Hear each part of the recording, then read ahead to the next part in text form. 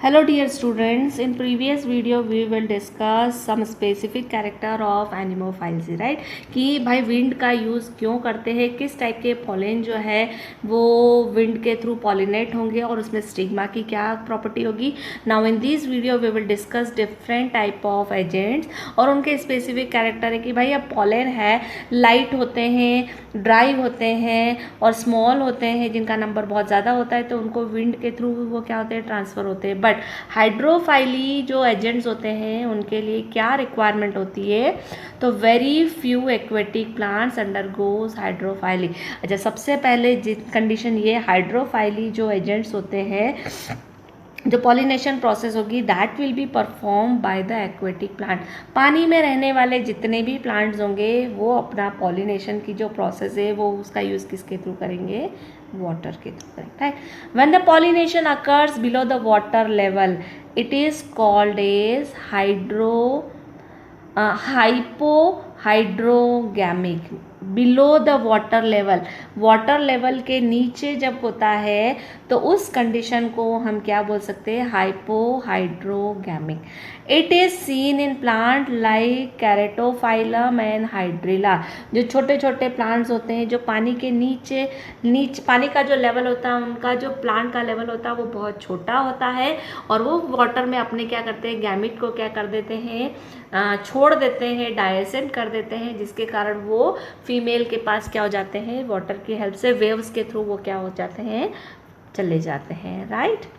Now when the pollination occurs at the water level, जो water के नीचे होते हैं उनको हम क्या बोलते हैं, हाइपोहाइड्रोगैमिक। अगर वाटर के ऊपर है, लेवल से क्या होता है, when the pollination occurs at the water level पे अगर पॉलिनेशन होता है तो उसको हम क्या बोलते हैं, ईपी हाइड्रोगैमिक। तो हाइपोहाइड्रोगैमिक मतलब समझ में हो गया, वाटर लेवल के अंदर अगर पॉलिनेशन होता है तो उसको हम क्या बोलते हैं, हाइपो। और वाटर लेवल के ऊपर अगर प्लांट है तो उसको हम क्या बोलते हैं, epihydrogamic. It is seen in plant like vallisneria, vallisneria. अब वली सनेरिया को हम देख रहे हैं कहाँ पर है, वाटर का ये लेवल है और इसके ये ऊपर प्रेजेंट है, तो इनमें जो पॉलिनेशन होगा that is called as epi hypohydrogamic. In other aquatic plants like, दूसरे एक्वेटिक प्लांट जो हमने देखे थे that is a terror of Bengal, water hyacinth. It is a type of weeds. याद आ रहा है क्या करता है, पर्टिकुलर एरिया का जो वीड्स है, जो ऑक्सीजन है उसको कंज्यूम कर लेता है, जिसके कारण वहाँ की फिशेस क्या हो जाती है, डेंजरस कंडीशन में आ जाती है, क्योंकि ऑक्सीजन तो सर्वाइवल के लिए सभी की रिक्वायरमेंट है, right. Water lily emerge out of water, जो वाटर के ऊपर आ जाती है। देखो, एक अंडर वाटर, एक वाटर लेवल और दूसरा क्या होता है, above the water.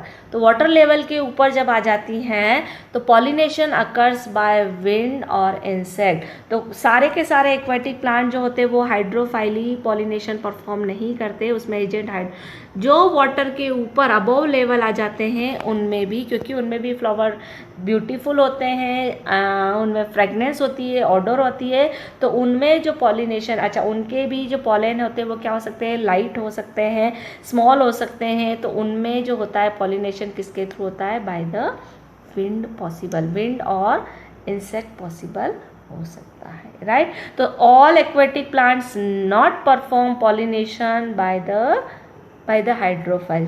Some under water वाले परफॉर्म करेंगे, वाटर लेवल वाले परफॉर्म करेंगे, बट अबव वाटर वाले जितने भी होंगे वो इंसेक्ट के थ्रू या विंड के थ्रू पॉलिनेटेड हो सकते हैं, राइट। सेम लोटस, देखिए हनी भी इंसेक्ट लगा हुआ है, तो हम देख रहे हैं भाई वो वाटर से ऊपर चले गए हैं। वेलिसनेरिया द सबमर्ज मीन्स क्या होता है, आधा पानी के अंदर आधा ऊपर होता है, उसमें भी जैसे ये आपको वेलिसनेरिया पर्पल कलर का फ्लावर इधर दिख रहा है, दिस वन, ठीक है, ये लोटस है।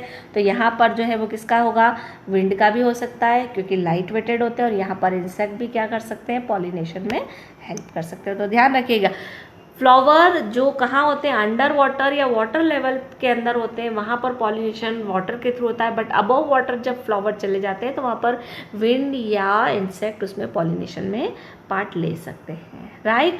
The release pollen grains float on the water जितने भी पॉलन होते हैं वो फ्लावर क्या करता है, वाटर में क्या करता है, ट्रांसफ़र हो जाता है, वाटर में फ्लोट करते हैं और वहाँ पर वाटर करंट प्रोड्यूस होता है, वेव्स प्रोड्यूस होती है।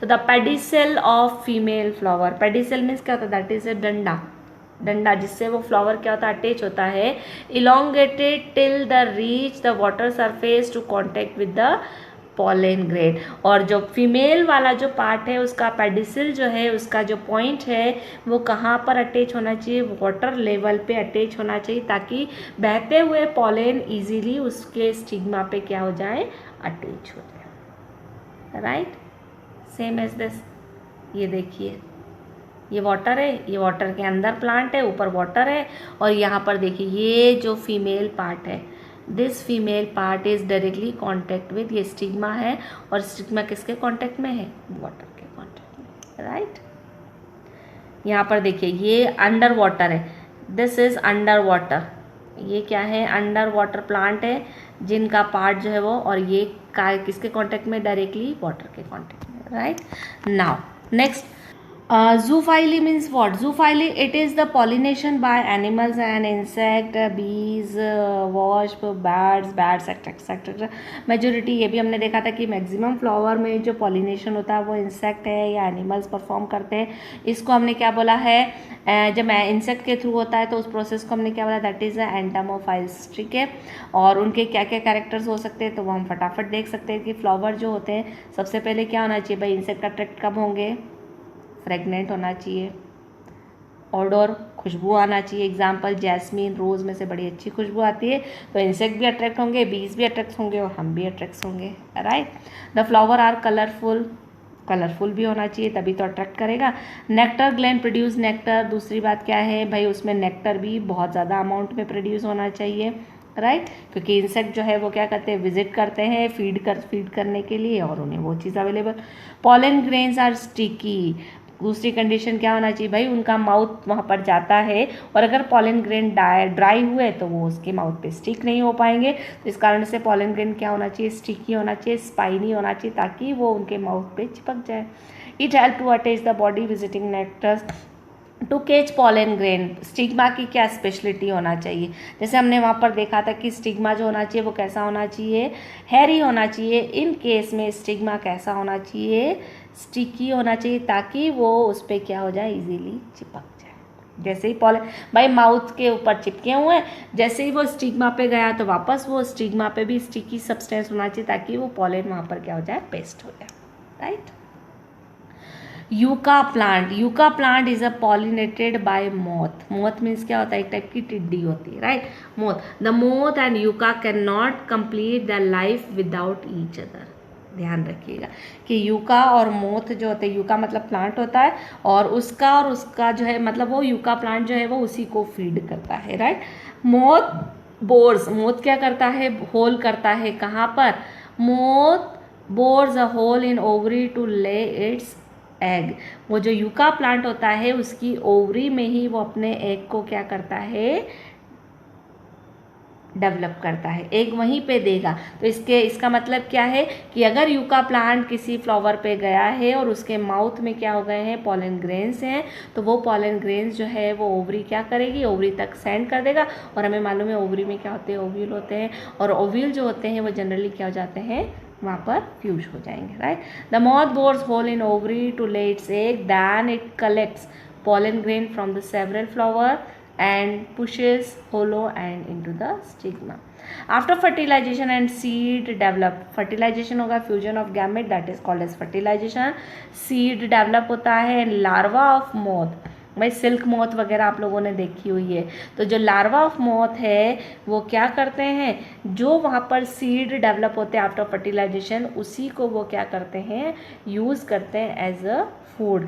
इसलिए सिल्क मोथ और जो मोथ होते हैं उनका और यूका प्लांट का जो होता है वो बेस्ट कॉम्बिनेशन होता है। Right, unconsumed seed disperse to propagation, और जितना जो सीड उस वो जो है लार्वा को कंज्यूम कर लेते हैं, बचे हुए सीड जो है वो क्या करते हैं, नए प्लांट फॉर्मेशन के लिए क्या हो जाते हैं, डिस्पर्स हो जाते हैं। दस moth can not survive without moth and yucca can not produce sexually without मौत। इसलिए एक दूसरे के क्या होते हैं, सिम्बायोटिक रिलेशन को शो करते हैं, राइट।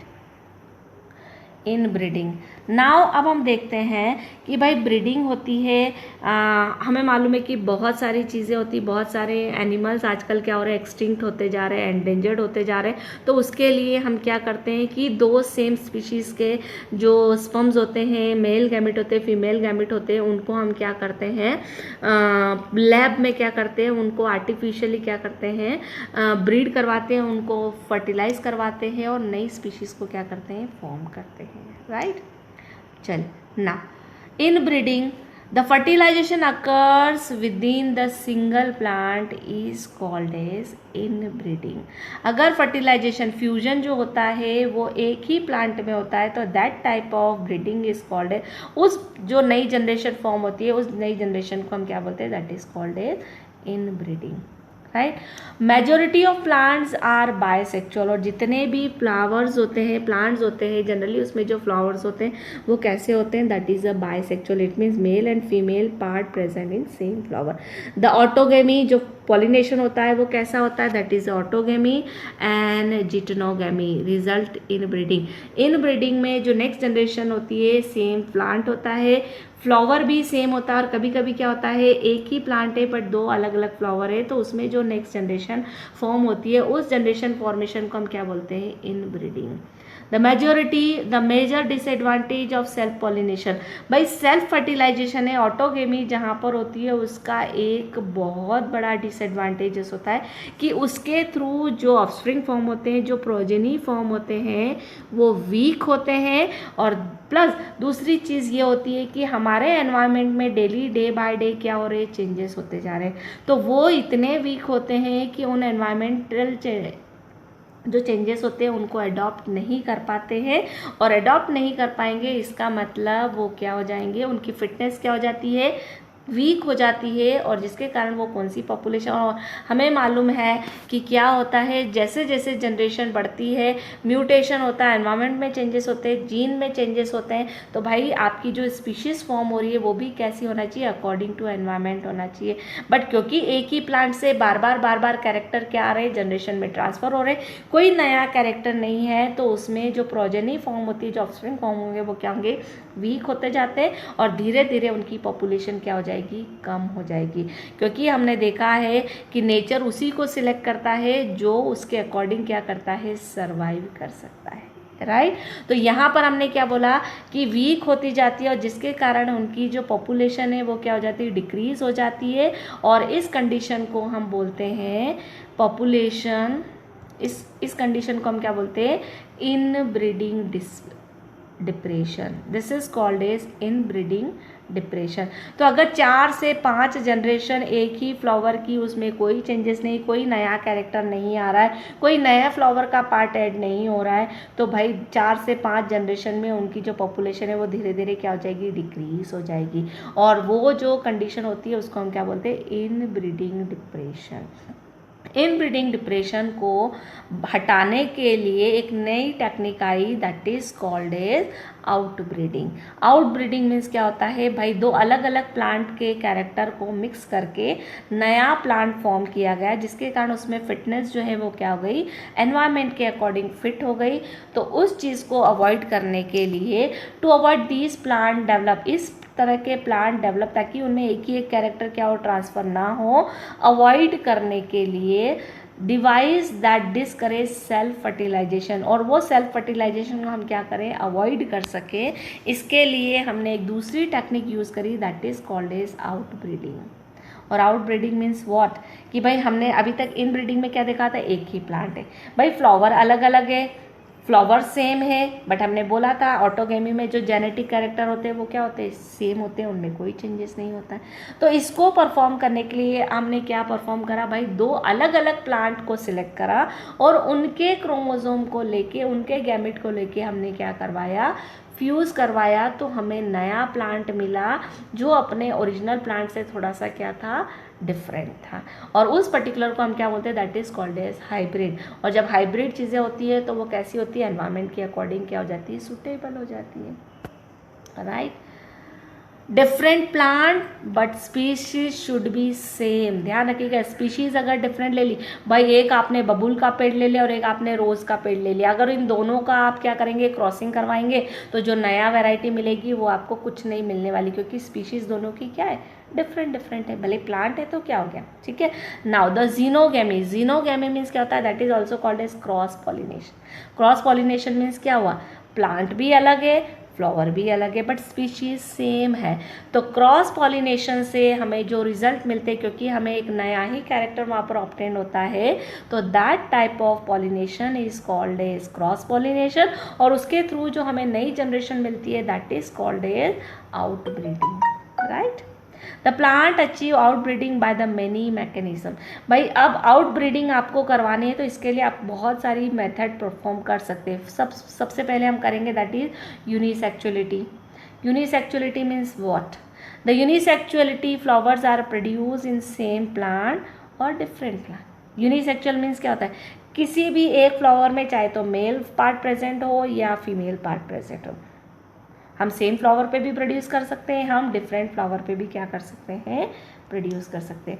इन मोनोशियस प्लांट, हमने मोनोशियस बोला था, प्लांट एक ही है, फ्लावर अलग अलग है, और अलग अलग फ्लावर पे क्या है, अलग अलग मेल और अलग अलग फीमेल पार्ट प्रेजेंट है। लाइक मेज, Cucurbita, castor, it is avoid autogamy.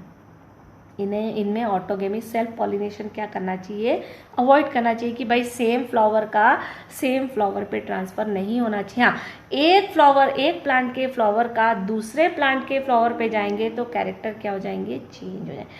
In dioecious plant, dioecious मतलब हमें मालूम है बाइसेक्चुअल होते हैं, papaya, mulberry, it result in xenogamy.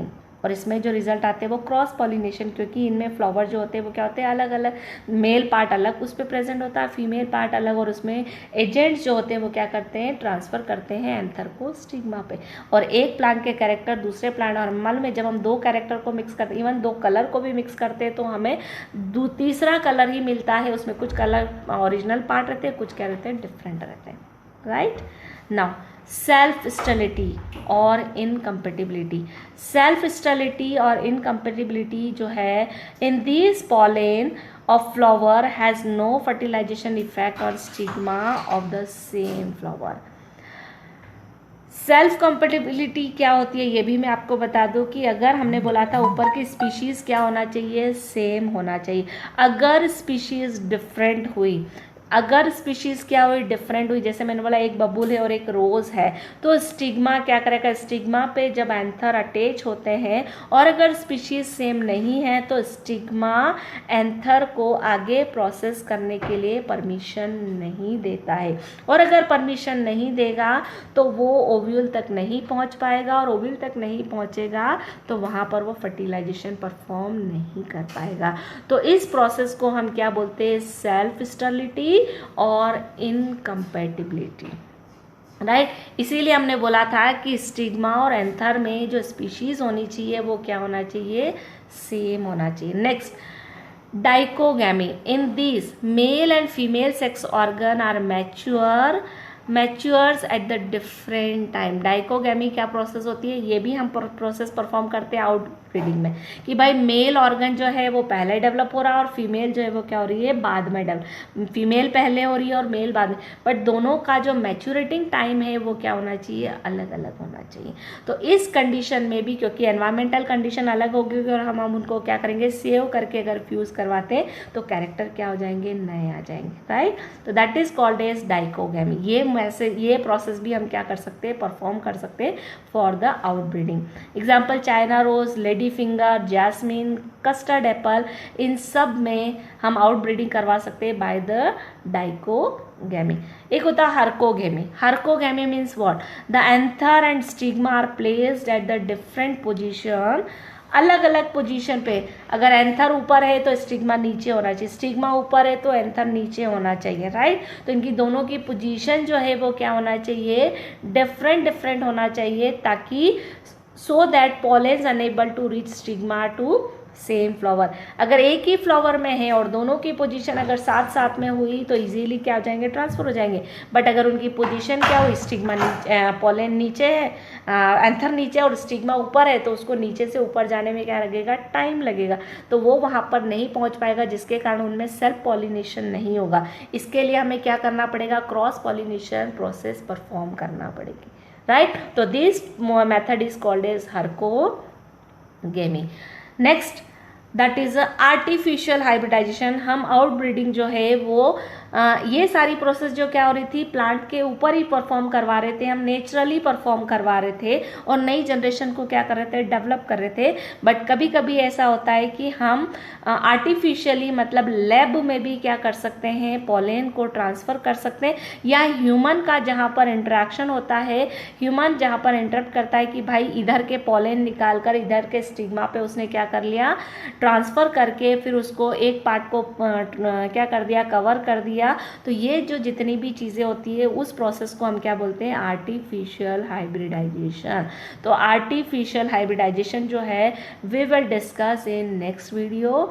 So till now have a nice day, bye bye students.